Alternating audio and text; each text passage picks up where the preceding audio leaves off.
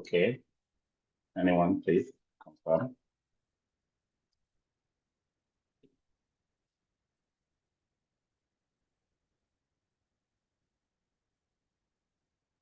Hello. Yes, hear you loud and clear. Okay, thank you. I am also sharing my screen now, so I hope you can see my screen.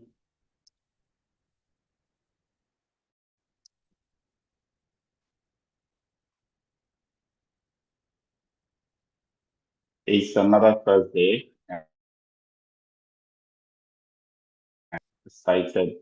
am excited to be here to present uh, another sharing session. Thank you all for taking time to join us today. We are live on this platform. We're live on YouTube. We're live on Facebook and LinkedIn. So wherever you find convenience to and sharing some of the thoughts I'll be expressing from my professional experience and knowledge. You're welcome. My name is Paul Eribami. I'm the MD CEO of Max-Migold Limited. Max-Migold is one of the foremost facility management companies in Nigeria, with focus on solving most of the critical issues, frictions we are having in the built environment. We provide facility management operations and maintenance. We provide technology deployments for your operations and maintenance. We provide um, all kinds of support and advisory services, including energy efficiency and smart buildings. That's something that we're very, very strong at, helping you to audit, helping you to set up an energy management system and automations across your facilities, whether it's uh, you know, civil buildings or factories, industries, and the rest. We also engage in renovations, remodeling, construction management activities because we know that to build the built environment of our dreams, we need to modify some of the assets we currently have. And all of our advisory services helps you to deploy proper assets registers, condition assessments, ensure that you have proper budgeting, maintenance, planning, and scheduling for all of the assets, your physical assets. So we're pretty much able to support whether it's an FM company trying to serve customers professionally, or the clients looking for consultants or looking for vendors to provide services. Um, we stand very ready with a very vibrant team of engineers and other professionals to provide the solutions we offer. Beyond all that, we also share our expertise through training provisions. So we Max-Migold, we created the first novel FM credential um, in Africa for facility management professionals, the Facility Management Mastercraft Diploma, which has produced about 1,000 professionals in the last 7 to 8 years and growing stronger every year. We also offer training to corporate organization in addition to short courses in classroom settings from our training center here at University of Lagos main campus in Akoka, Lagos. Okay, we've made the big announcement that the next batch of the FM Mastercraft Diploma starts on April 7th. So recruitment is in high gear. For those who have deferred, those who know anyone who wants to become a professional facility manager, whether you're already working in the industry or you're trying to convert into the industry, you are highly welcome to join this batch. all you need to do is just type promo.facilitymanagementcourses.com. Facilitymanagementcourses.com. That's our uh, main training website connected to our Max-Migold.com, and the promo page, you can reach it from promo.facilitymanagementcourses.com or maxmigold.com/promo. This is a special invitation to everyone to take this bonanza we are putting on the table between today and the class start date on 7th of April 2025. We're going to be offering up to 10% in discounts, depending on how you pay. So if you're paying outright, you take 10% off. If you're paying installment till that date, you take 5% off until you finish paying, and then you can take 10% off. So we're offering this as an exclusive discount. I announced in previous weeks that the prices have actually gone up. We're trying to just stay afloat, just make sure that the costs don't overrun us as we try to keep doing this service of training and building capacity for the industry. So with effect from the August batch, the physical class will now be 975,000 and the virtual class will now be 750,000 naira. And for us, we want to use the April batch as a buffer to just absorb all those we have promised, different discounts in the past, so that they don't have to deal with the shock of the higher price in August. So if you've engaged with us in the past, from free training to you try to register, and you couldn't, make sure you lock yourself in this April, so that we can have all the considerations and flexibility we'll be able to deploy. Because at 750 and 550, which is going to be the last time these are going to be offered, we also offer you discounts, early bird discount of 10% on that. So that's a lot. But for those who have started paying their tuition previous months, previous years, just come forward and up that discount to more than 15 or even 20%. For organizations that have teams to train this year, I think this is the best time to book that corporate training so that you can get the best rates.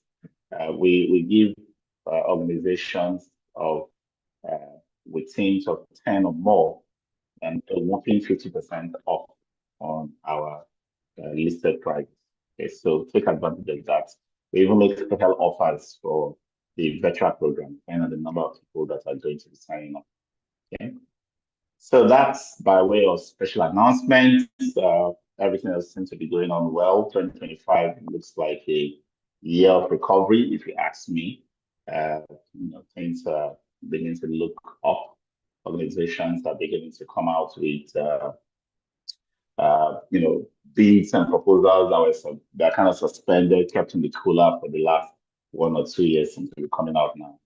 And so if you are running a business, if you are not getting any part of this, renewed upgrades or hope or commercial success, and you want to revamp, how you run your FM business and services business, please reach out to us in Max-Migold. We provide advisory in all these areas as well. So we want to make sure that the industry has enough, sufficient number of service providers and professionals, because our biggest problem is not competition. Our biggest problem is lack of capacity, inadequate capacity to meet the requirements of our clients. Okay, so the more the merrier. Come and we can partner with you, whatever proposals, whatever challenges you have, and we can work something out that's mutually beneficial for all parties. Okay. Okay, so that being said, I'll get straight into the session. I'm already sharing my screen. Today, I said we're going to be discussing data-driven decision-making through facility management software. Data-driven decision-making in FM uses software to optimize operations, cut cost, boost efficiency. And it's all based on data, especially real-time data. that will help us improve energy use, enhance maintenance, asset performance, predictive analytics, automations that also help us to reduce risk, and so on and so forth. But so with that background, I need to just express a few thoughts when it comes to software and technology generally. The first point I make to everyone is don't buy software because it's what everybody else is doing. Don't go for a technology because it seems like the right thing to do. No, it has to be needed. It has to be something that you already uh, are in a position to benefit from, especially efficiency enhancements. There's a difference between effectiveness and efficiency. Effectiveness has uh, efficiency embedded in it, but it is more directional. It's more goal and focus. All right, in terms of strategy. If you already have systems, processes, a way of doing things, you already have where you want to arrive at your vision, the goal in sight. Then we say you have, if you are effective, you know where you want to go, your endpoints, you know what you need to do. You now have the steps to take, which are the processes and the milestones that will lead you there. That's effectiveness. Now, but for you to get there quickly at the least cost, the least application of materials and resources, the most sustainable way, we want to include efficiency, which is speed and optimization of resources. All right. So that is where we say, let's bring in technology, let's bring in software, let's bring in some machines that can listen to us once and act repeatedly. Listen to us once and act repeatedly. So what do I do with the software? I already know what I need to do, and that includes certain repetitive tasks. It includes certain data that must be gathered for me to make decisions, and those data must be gathered at certain intervals. It includes certain coordination, reporting from performances being done by different individuals in the team. Now, all of these are things that I will still have to do, me and my team members.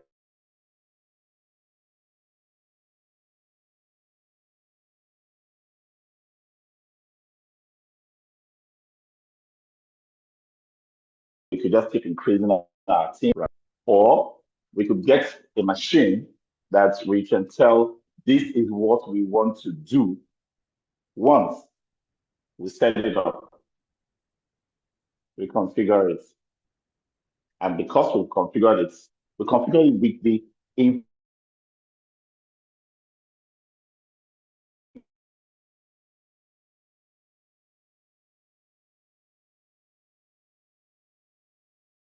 about the things we already are doing. We configure it with the data that we already have on ground. So we know our assets. We know their conditions. We know their capacities. We know our customers, what they are trying to achieve. We already know. We know the steps we want to take to deliver the services that our customers want now and into the future. We have to know first. We have to have the data. We have to have the processes. We have to have some way of being effective that we want to now enhance using efficiency tools, technology that aids all of that. So that's why we go for technology. Okay, that's why we go for technology. And when we now get to that point where we now say we are having some momentum, we are getting somewhere.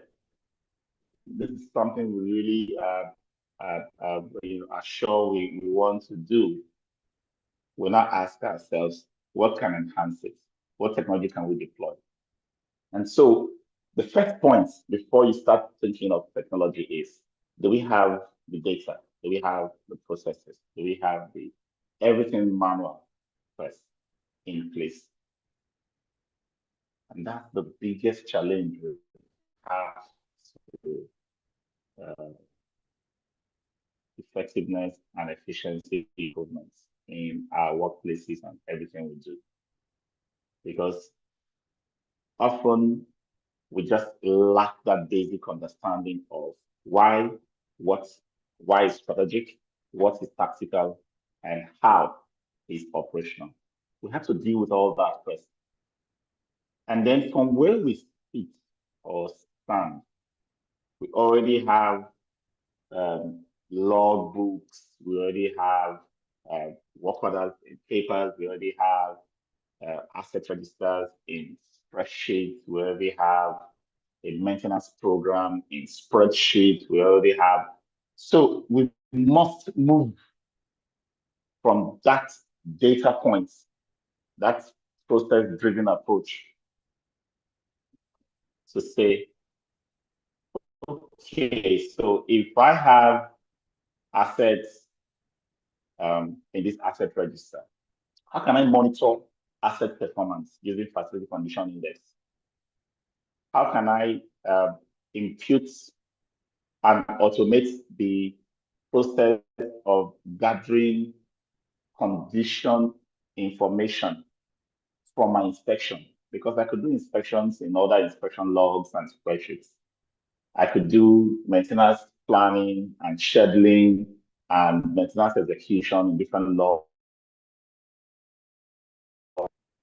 How can I connect these information to give me another higher view of how my assets are doing? How can I come up with information on asset reliability that can feed into organizational key performance indicators? How can I support my organization achieve its goals? So I am moving from manual to basic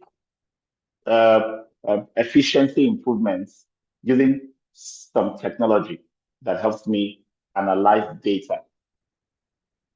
And that's really the beginning of technology deployment. I know the data and I can analyze it and get inferences out of those data. So I might spend a lot of time just on spreadsheets. I could actually do all of my, upgrades in technology deployments purely on spreadsheets. I know how to do that. So that's the first point. Make a lot of sense, make many decisions, save costs, invest rightly, and so on and so forth. And please your customers, and know when your customers are happy with you, because you're also analyzing data and customer surveys, outputs, and the rest. You just keep pushing that until a point where you say, okay, it's high time I got into another system that can put a finger on all of these data points that are set up and pull all this data in and create additional permutations, analysis, matching and correlations from all of this data to give me new insights that help me make more decisions and continue tapping into those data points on an ongoing basis, either by being manually fed in. If you're using a software, you could easily feed in data manually. How many people came in today? You record that. What time was this done? How long did it take? How much did that cost? You just have all kinds of entries.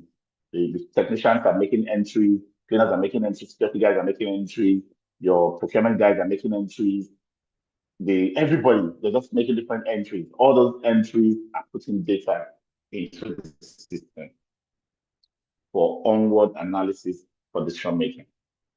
Beyond that, you could now begin to ask yourself, is it possible to have a certain smart way of getting the data, right? So instead of going to read the meter every morning or go to generator and then you take the generator reading, you put it on, you take the reading, this is the hours, this is the temperature readings, blah, blah, blah, and then you put that into the system so that you can keep going to pick this information and put it.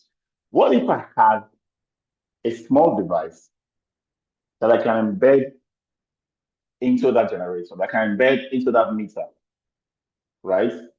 And then program that device. Of course, there are ways to, we call them Internet of Things devices now. There are ways to integrate that device that can publish data to the cloud or to the internet and can interconnect with other devices to send a certain data at a certain interval into my software directly. Think about that. So I don't need anybody to go read, take readings in meters in Makurdi, in Abuja, in Ibadan, in Benin, and Warri, and the rest. I don't need somebody to do that anymore. Just go and put in these little devices to all the meters. And then I bring their IDs into my cloud configuration for the software I'm using. And then I connect them through integration and then configuration, which are pretty much terminologies we use in the smart building space these days. But I get all that information in and it comes in at certain intervals. So all I need to do now is just log in and check. So I've removed human error. So when people buy diesel and say this is how much diesel is costing and how many liters we are buying and so on and so forth, I'm happy because I now have real-time visibility on how the diesel is actually being used. I know what how the generator runs for because I'm seeing that from here. I don't need to ask them to send in their logs, send in their spreadsheets, and so on and so forth. I don't need that anymore. I have so I can get them to focus on more important things like customer service, like attending to people's needs, like being able to sit down and plan your budgets, and do market surveys so you can get the best pricing, negotiate with your vendors, write proper scope of work and specifications. There's so many important things that we're not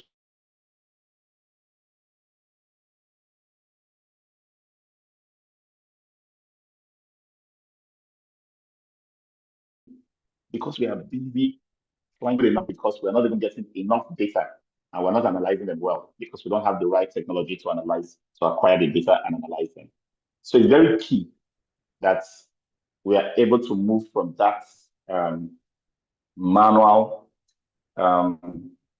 system of data gathering um, to uh, a system that can analyze data because we can enter data, into it to the third stage where we can now automatically acquire the data. For example, instead of going to use a register to count everybody, take you imagine a mall and you want to be sure how many people inside the mall at a particular time. You want to see the number, how footfalls, number of people who move up and down through the day, through the week, through the months, through different seasons. I can create a register for that. You come into the mall in their numbers, right? And then, so how do I get these numbers? Should I tell all the shop owners every hour, just enter in this field, how many people are in your shop at this time, so I can keep getting that data? Of course, that's one of the ways at level two. But at level three, I put a counter at the entrance and exit that does the adding and subtracting and gives me real time data, real time to the second, how many people are in or out.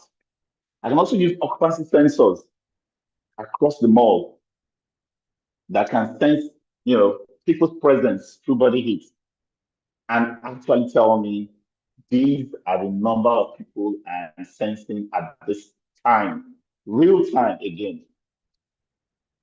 So I could have all of that data into the system and use that to make decisions. For example, your operations and maintenance, you produce water. Can you predict how much water will be used? Can you decide on how to schedule certain activities based on how much storage you have and how much water you're going to store in the tanks because of the number of people that you expect? Much of the things we do in FM today, just out of conjecture, we guess. Oh, I have 10,000 liter tank is big enough, it can hold a lot of water.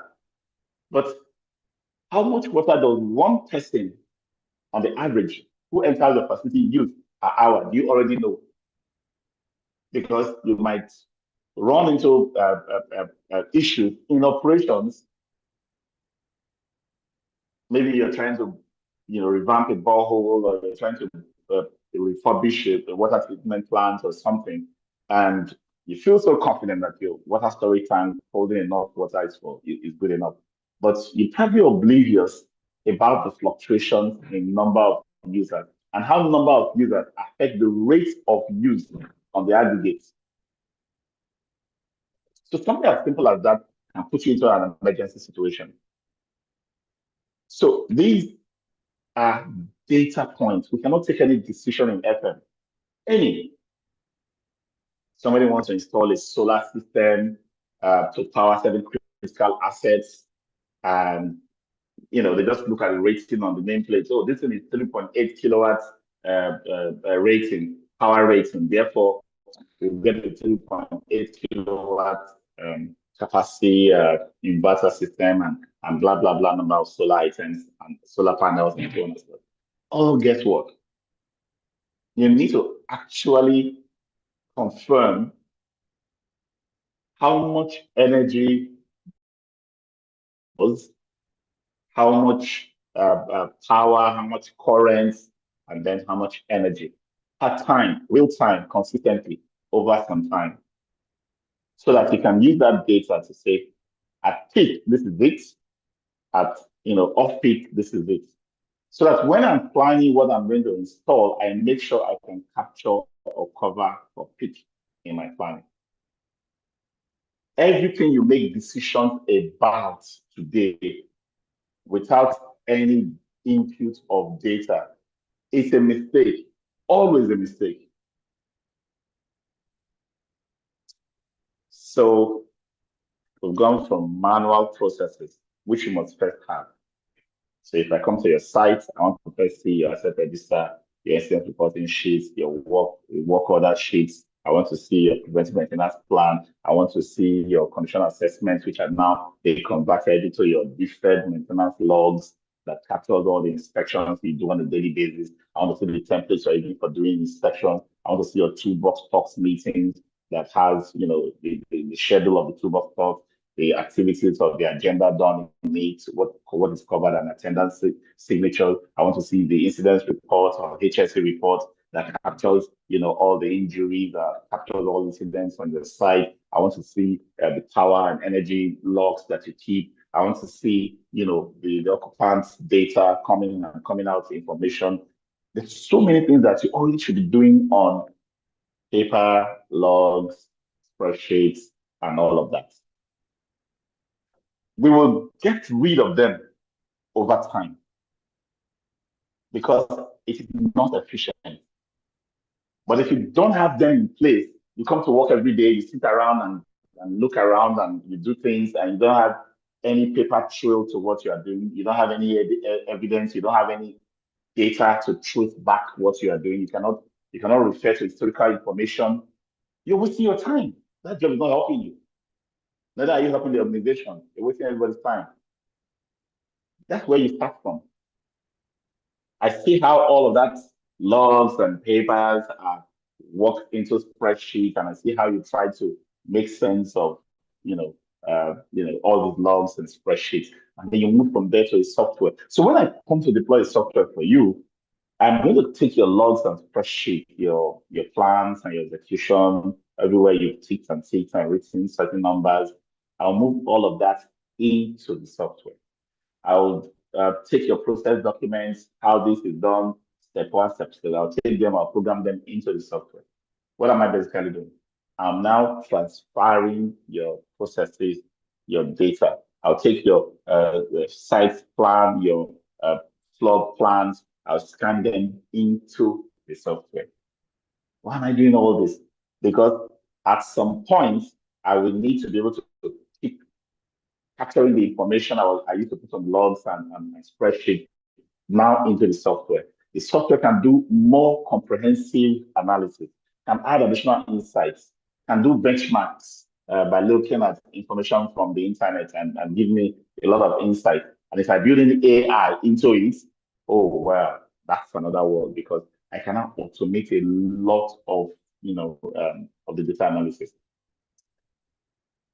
From there, I keep adding information and I keep making better decisions, cutting my costs, doing things faster and quickly, satisfying the customers better, making statutory compliance issues, reducing incidents and accidents, better and better results. And then I reduce more of my manual data inputs by automating using sensors and using Internet of Things devices to gather information in. So I can get energy data, water data across location. I can get user occupancy data. I can get ambience information, how cold, how hot different spaces are. I can get so many, power metrics, generator, diesel, all that information can come in without any hand being involved now. I can now move from there to my operations enhancement, strategic achievement of goals by deploying controls, automations. Because I now have a lot of data, a lot of analysis will now lead me to the point where I now want to invest in certain data points, certain data or controls to enhance the results I'm getting. For example, if I know the hours my central air conditioning system works, and now I know when people are actually there in various spaces receiving the cooling and when they are not, I could want to move further to either provide a control to the circuit or power delivery mechanism to that HVAC unit, a fan coil unit, an indoor unit, or whatever that provides cooling for that space, or a system to trigger notification. People are not in that hall anymore. And then I can now remotely turn off power from that indoor unit, which is very easy nowadays. I can do that simply by installing a smart breaker, a smart breaker. A smart breaker is a controller that can be connected to power devices and has, communication with the internet, just Wi-Fi connected and communication to a smart software that I'm using that I can toggle off and on. Very simple. The difference between the normal breaker and the smart breaker now is not even up to 40% or 30% of additional cost that can give me all that savings. Now, I can go one step further.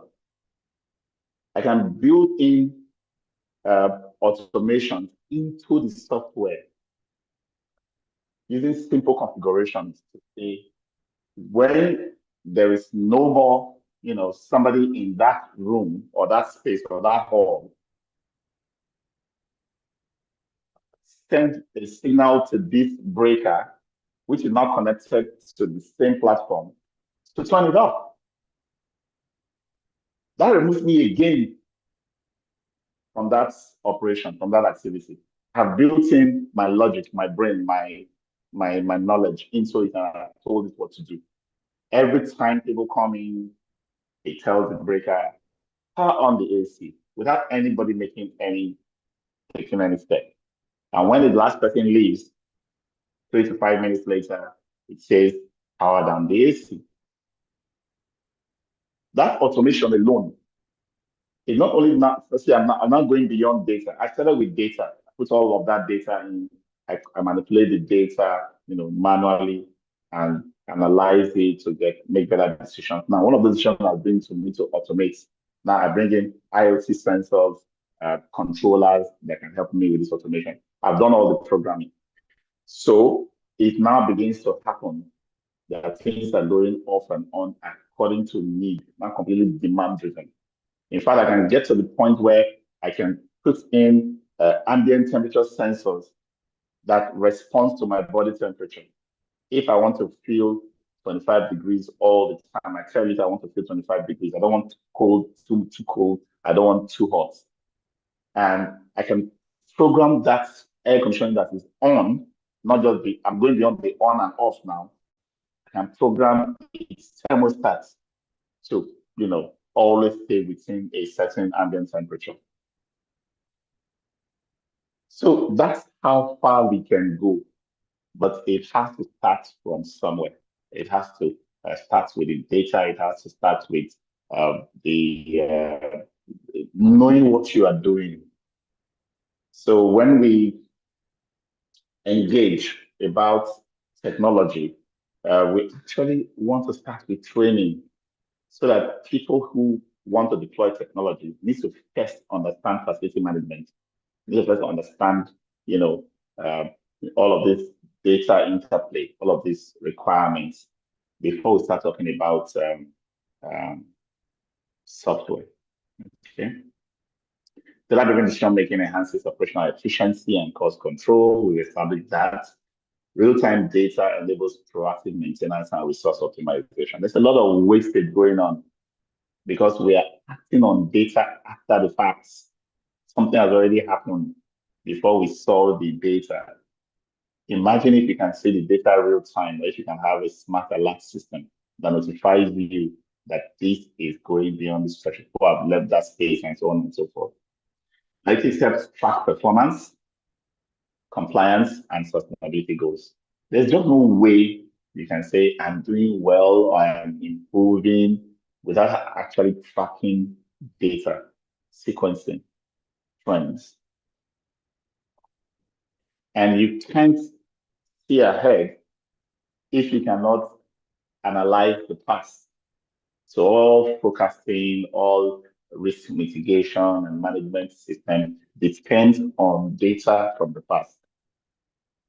When uh, the weather, you hear that there's an announcement that there's going to be rain at so and so time. There's no magic to it. They just use the signs that lead to rain that happened hours before the time predicted. So certain things will happen, and when those data are analyzed, a prediction is made. End of story. There's no magic to it. The same thing applies to the simple things like how much will I spend next year? How would the inflation, if inflation goes from 90% to 25%, how will it affect my operational costs? If the currency devaluation continues, I will now buy a dollar for 2,500 naira. How will that affect my operations cost?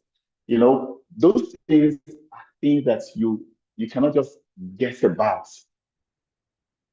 You have to actually have data on how those correlations have been in the past for you to project, how that data is coming from the past into the future, in addition to the correlation across data points for different informations, so that you can create proper scenario planning. So data is everything for everyone. I mean, not just for facility management, all kinds of thinking, all kinds of decision making, all kinds of actions that you need to implement has to be based on facts, and facts are data. Actionable insights for optimizing facility operation, predictive analytics that have to prevent equipment failures and reduce downtime. You can tell when an equipment is going to fail because of the analyzing data that is being bringing from the past. Okay, and then of course resource allocation, energy efficiency, all tied to real-time data monitoring and trend analysis.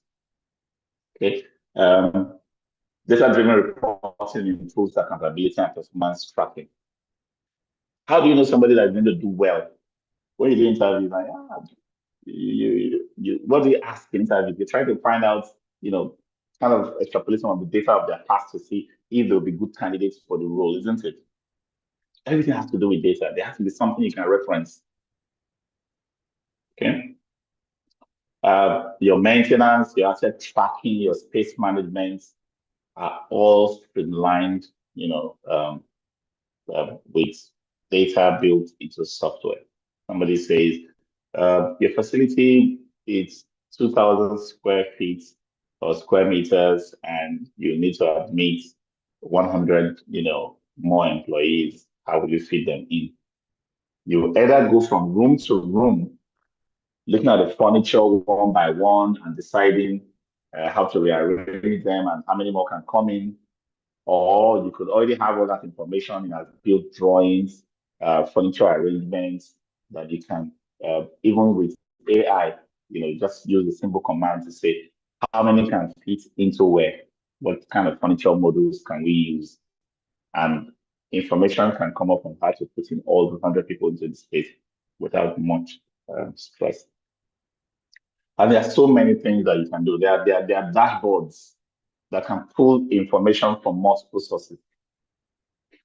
If you are using energy from generators and from the public supply, you are using water, you are using, what else do you use? Cleaning supplies, yeah, all kinds of consumables and materials coming to your facility. Now, uh, the variation in use of different resources will correlate with certain demand patterns that if you don't have the data, you won't be able to establish that correlation. It could be correlating with number of people, could be correlating with type of people, young people, old people at different times, could even correlate with weather and seasons. If you don't have the means to track all of this data. For example, your HVAC, let's say you're monitoring your HVAC energy consumption. So every day you take your record, we put it on at 8 in the morning, we put it up at 5 in the evening, and this is the total consumption of energy of this HVAC. And then the next day we do the same thing, and the energy difference is 10%, 8%. So what is the difference between yesterday and today? Why is it more by 8% today? I need to now bring in the data of how many people were in the building yesterday compared to today. That may not give you the full picture of what made that change. How hot was yesterday on the average if I took hourly ambient temperature, external temperature around, my site every hour compared to hourly temperatures of today? You see, I'm not talking about three sources of data. One is on energy of the air conditioning system. The next is on occupancy numbers. And then I'm using the third one is, climatic data. Imagine being able to make good sense of this, because if I do, and I can tell that, oh, there's no difference between the number of people yesterday and the number of people today, but there's a difference between the temperature yesterday and temperature today. But why is that outside temperature such a big factor? I can link that to the quality of my windows and doors. Poor insulation, which means hotter days means hotter inside spaces. AC is doing more work in those days.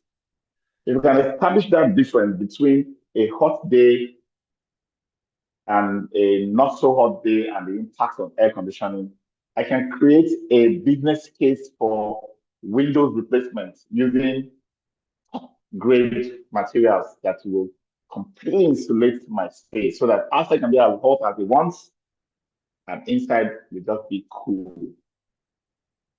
I make that case because I know the AC's cost difference of 8% or 10% from one day to the next can be used to establish, because I know what that cost is, can be used to establish kind of savings I will have if I invest in new windows and do some remodeling uh, or revamp the air conditioning system or something that improves that system.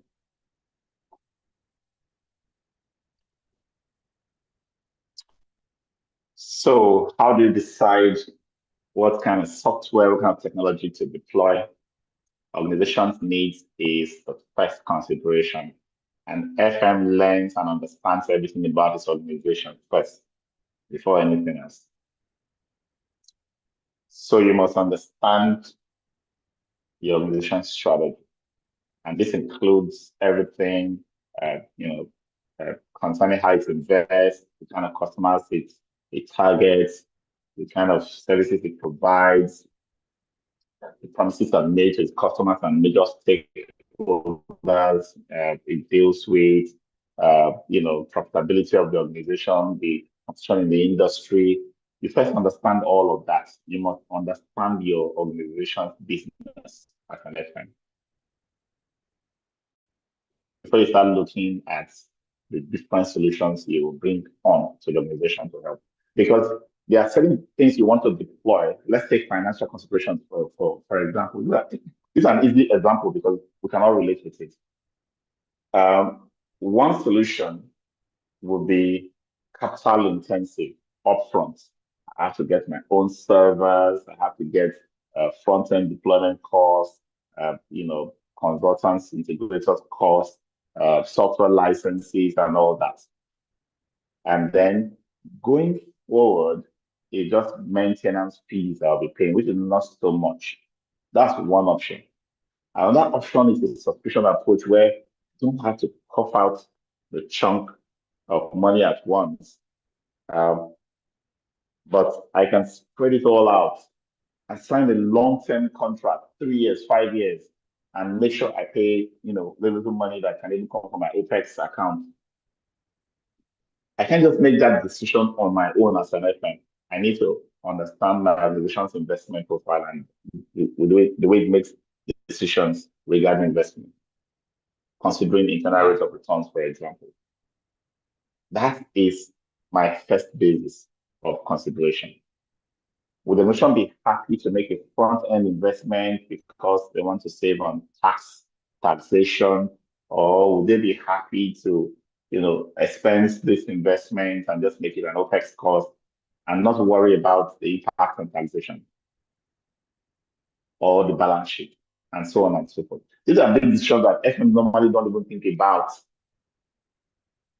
But if you get through to your CFO with a proposal without having fiscal inputs, like this, the CFO will most likely sit on it, turn it down, laugh at your ignorance, and not, do anything, or they're excited about the analysis you brought forward because you understand. So by the time you move on, you start asking questions like, okay, what technology? There's so many technologies. Can it be integrated? Well, we already have, uh,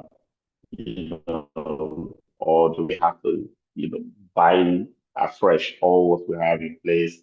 Uh, and then the kind of data that we are, putting together, what kind of information security do we need? What kind of privacy issues are we going to deal with? For military installations, for example, in most countries, they wouldn't want to go to anything subscription where the vendor owns the data assets. They won't want to do that. They want to have their own installation. So that's strategic consideration and understanding trumps costs when considering the options. And then what kind of training, what kind of support are you going to get, from the providers, the vendors? Because some vendors come in really cheap. I mean, really, really cheap. Tell you, oh, we can do this for you for free. We can do that at very little cost. But you get in, you're stuck. You don't understand certain things and you can't move forward. And they tell you, oh, our engineers bill at $5,000 per hour to solve that problem for you. Uh-oh. All that I've been doing to this point has not even cost me up to $1,000. And you want to solve one problem to help me move on with $5,000 per hour. By the way, how many hours are you going to use? We don't know. We'll bill at the first 10 hours. So That $1,000 is spent initially wasted. Just walk away. You made a mistake. So that end-to-end understanding of all costs has to be on the table. Has to be on the table. Too many software deployments have failed because of this one problem. You start, everything looks clear, making progress, and then you get to a point you need to do something seemingly small, now costing more than what you've gone through to that point. You end up with an abandoned project. So let's say you succeeded, project was approved, funding was provided, everything has been deployed. You now need to input data, asset data, fancy data, specialization data, maintenance records, business plans, scheduling data, energy use, so many information will now need to be coming in. So if you started with me on this session, I said start from having those processes and those data in place and be working with them normally. No software, no technology. Keep enhancing and improving them so that when the time for technology comes, oh yeah, these are new drawings, these are site plans, these are floor plans for different floors, these are electrical drawings, these are mechanical drawings, and so on and so forth. You are pulling them out. Oh, asset register, yes, we have asset register. These are the process, maintenance plan, the process for doing this and doing that. We collect all of that information and put it into the system. And then you now have a software. And if you want to move into stage 2, which I talked about, that's what we just talked about now. You have the software. Stage 3 is where you now have sensors collecting data connected into your software, and data can come in automatically. If you don't want to invest in that, keep reading the meters, bring the information, enter it. Instead of one person reading meter data in Enugu and sending it to you, you give the person a login access to the software, which makes it faster. You can go into the software now and enter the energy data in Enugu and so on and so forth. And then you move on to the point where you now begin to deploy IoT enabled systems for automated data collection and controls. So you've moved. Your system is now being enriched with data. Activities are taking place. It's keeping a log of everything. It's providing an analysis for many things. At some point, you'll be able to put all of that data into some kind of dashboards for reporting, for visualization, to see exactly what's going on. You create graphs, which it can automate. It pulls all the data from different points within itself to present to you trends, to present to you analysis beyond what anyone could have done with spreadsheets. So that's the beauty of it all. And as you put this data together, let it not just be any kind of random data. You're guided by your organization's requirements, strategic objectives. So that's where KPI is coming. So you have the metrics that you want to be tracking. Whether it's energy, specializations, asset uptime, reliability metrics, occupant satisfaction metrics. They all information coming from different points in your operations will feed into these metrics and give you kind of numbers that tells you whether you are doing well or you are doing worse. Okay. How to use FM software to track and analyze KPIs, configure your FM software to collect real-time data on key metrics, use dashboards and reports to visualize performance trends, automate alerts for deviations in energy use, for example, maintenance, occupancy of spaces, integrate AI. This is now where we are now. Machine learning, big data analysis can be done using programming nowadays, and insights can be generated. Decisions can be made from data that you didn't think you would understand that much of. And then you use all those information to make decisions that helps propel the organization to achieve its goal. So basically, this is all about how to use, software, data analytics, basic maintenance, downtime, asset life cycle reliability, budgeting, predicting budgets and planning and everything. It all works to help us become better at what we do. And so that's where I'm going to stop today's session. Thank you so much for being here. And thank you all those who have made it a point of, duty to attend this session every Wednesday. I'm really, really happy that you're able to make time. And I'll do, everything to make sure I'm available for you every Thursday by 1 p.m. So until see you again next week, Thursday, I hope you have a good rest of the week. And don't remember, FMS is 24. It's filling up now. Class starts on April 7th. Talk to Max-Migold for all your facility management needs. We are here to help. Have a good day. Bye.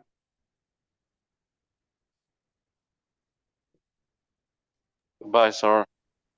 We appreciate you.